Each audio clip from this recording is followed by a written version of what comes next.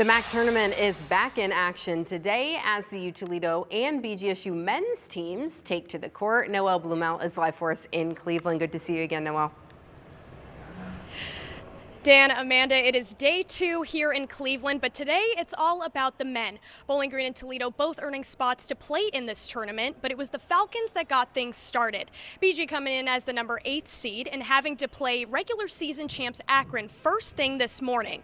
The Zips led the entire game and ended up shooting 49% from the field, while BG had a season-high 22 turnovers, causing them to fall 96-67 the final. But the numbers don't tell the whole story. The Falcons have been impacted by injuries all season, including senior guard Trey Thomas being out and Dejon Humphrey missing 3 months, as well as Javante Campbell, who broke his right hand back in January and then his left hand just 2 weeks ago, but still put up 10 points in today's game.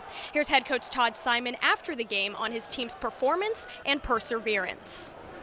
Yeah, tough way to end your season. You know, we just didn't have it. You know, you get a lot of open looks and they didn't fall, and we kind of had season high turnovers, but it doesn't take away from the legacy that these guys had when it's all the adversity, all the injuries, that we could have packed it in and we didn't. You know, just spectacular stories of resilience, and just couldn't be more proud of these guys with their fight to keep going.